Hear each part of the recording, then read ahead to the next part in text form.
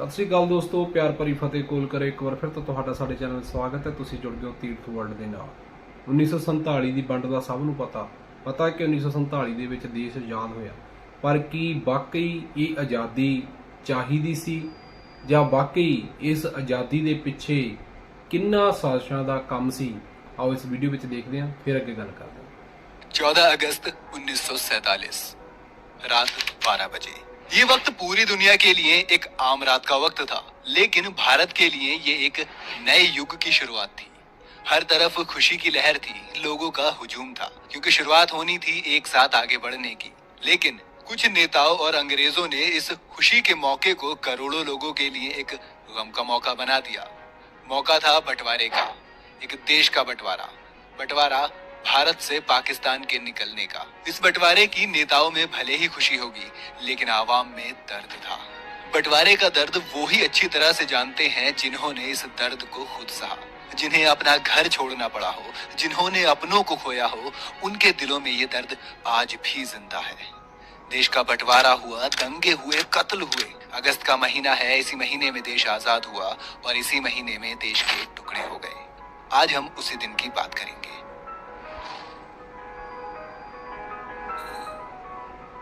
14 अगस्त 1947 दिल्ली के princess park में तिरंगे को सलामी दी जाती है।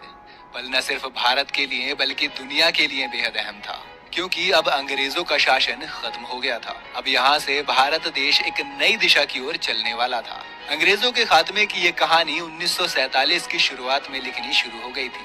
ब्रिटेन में क्लेमेंट एटली की सरकार को ये उम्मीद थी कि भारत बिना बंटवारे किए सुलह शांति के साथ आजाद होगा, लेकिन अफसोस ये उम्मीद टूट गई और 3 जून 1947 को क्लेमेंट एटली को ऑल इंडिया रेडियो पर ये अनाउंस करना पड़ा कि सदियों से तितर बितर पड़े हिंदुस्तान को हमने यूनाइट किया और हमें उम्मीद थी कि ये एकता देश के आजाद होने के बाद भी बनी रहेगी। लेकिन हिंदुस्तानी नेताओं को ये मंजूर नहीं है, इसलिए हमारे पास देश का बंटवारा करने के अलावा कोई और चारा नहीं है। जिसका मतलब ये है कि अब ब्रिटिश हिंदुस्तान का राजकाज 2 सरकारों को सौंप दिया जाएगा। इसके फौरन बाद पंडित जवाहरलाल नेहरू ने भी देश को संबोधित किया और कहा कि ब्रिटिश सरकार ने देश के कुछ हिस्सों को भारत से अलग करने का प्रस्ताव दिया है और देश को आजाद करने की बात कही है। हमने उनकी ये बात मान ली है। हम खुश नहीं हैं, लेकिन हमें लगता है कि देश के भविष्य के लिए ये फैसला सही है।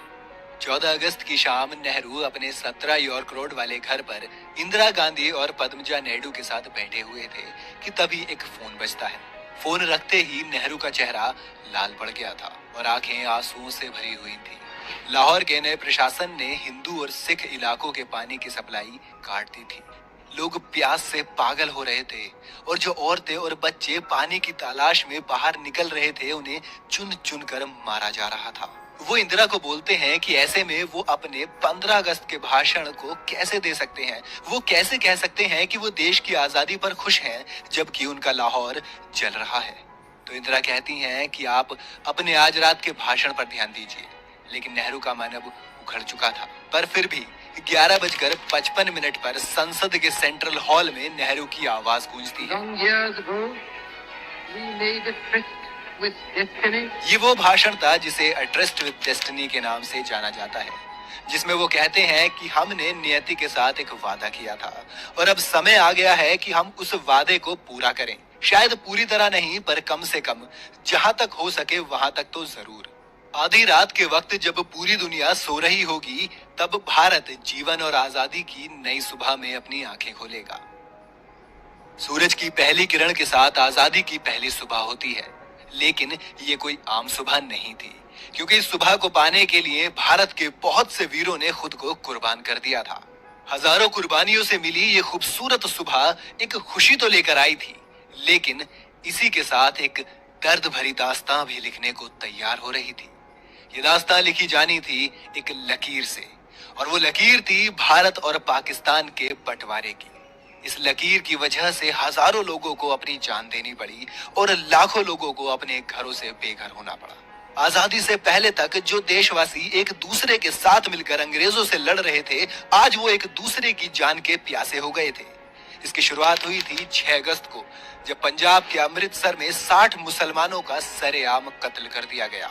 इसके 2 दिन बाद यानी 8 अगस्त को लुधियाना के जलालाबाद के पास 74 सिखों का कत्ल कर दिया गया। ये खून खराबा अब रोज होने लगा था। हर रोज लगभग 100 लोग अपनी जान दे रहे थे। 1947 में अगस्त के पहले हफ्ते में ही अमृतसर की जमीन बेगुनाहों के खून से लाल हो चुकी थी। यह हफ्ता पूरे देश के लिए किसी जंग से कम नहीं था, वो जंग जिसमें अपने अपनों की ही जान ले रहे थे। लेकिन अब जो होने वाला था वो इससे भी भयानक था।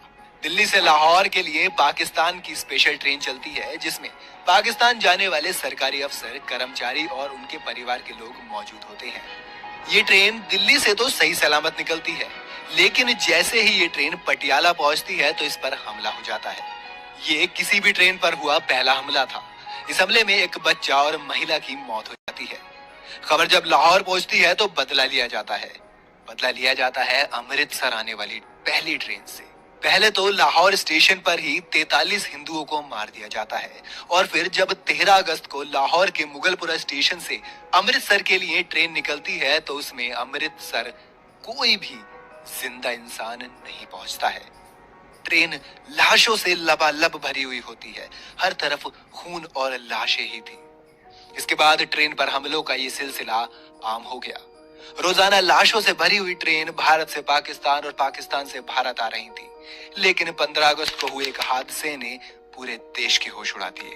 15 अगस्त की शाम पाकिस्तान से जो ट्रेन अमृतसर के रेलवे स्टेशन पर आई, उसमें सिर्फ और सिर्फ लाशें ही मौजूद थी और ट्रेन के आखिरी डिब्बे पर एक पर्चा लगा हुआ था जिस पर लिखा था कि ये तोहफा है पटेल और नेहरू के लिए आजादी का।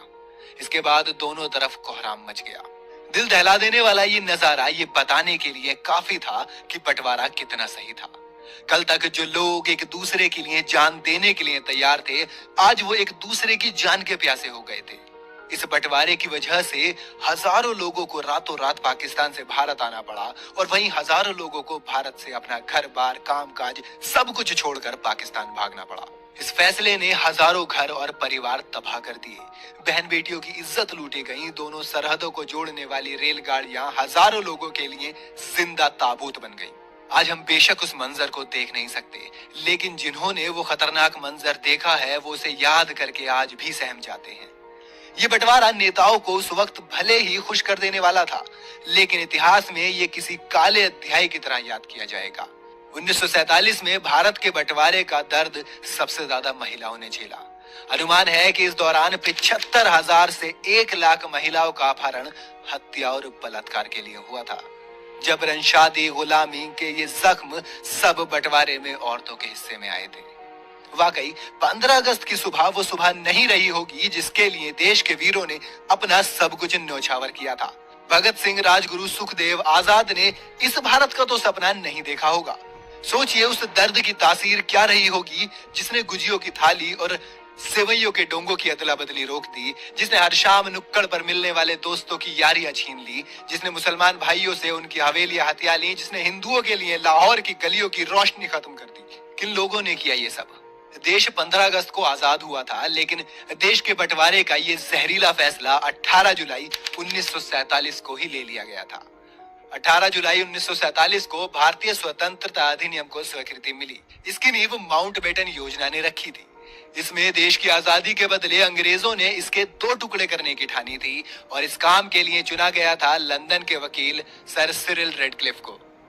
वो रेडक्लिफ जो कभी भारत आए ही नहीं थे, जिन्हें ना यहाँ की संस्कृति की जानकारी थी, ना तहजीब का इल्म था, जो सिर्फ एक नक्शे पर लकीर खींचने आ रहे थे। और उस वक्त शायद उन्हें भी ये नहीं पता था कि वो दुनिया का बेहद सिया फैसला लेने जा रहे थे। अंग्रेजों ने फूट डालो राज करो की नीति के तहत 1906 में मुस्लिम लीग को मान्यता दे दी।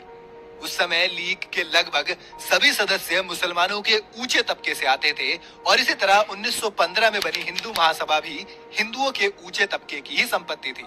मुस्लिम लीग और हिंदू महासभा आरएसएस अपने अपने राष्ट्रों पर राज करना चाहती थी, जबकि कांग्रेस और राष्ट्रीय स्वाधीनता आंदोलन का लक्ष्य आजादी पाना था।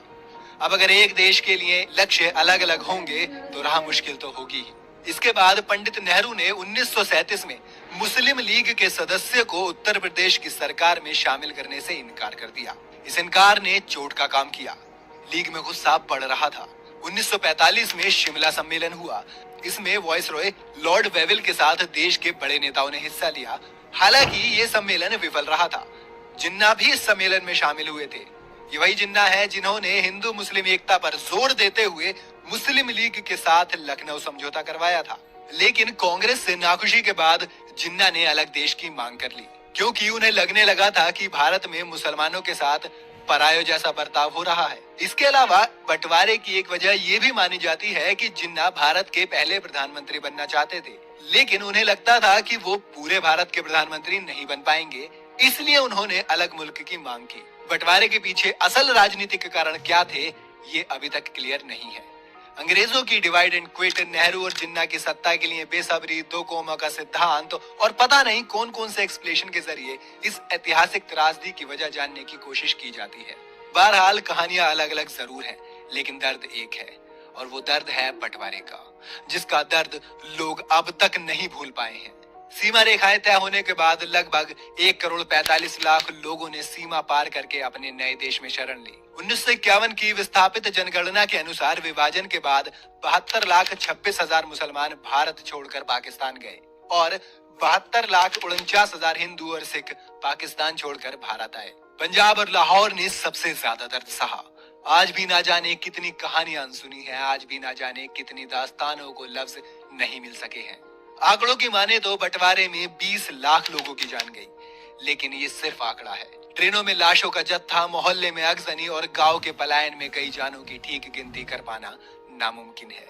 और ऐसे ना जाने कितने हालात उस वक्त एक साथ गुजर रहे थे, उन सब को किसी एक कहानी में समेट पाना नामुमकिन है।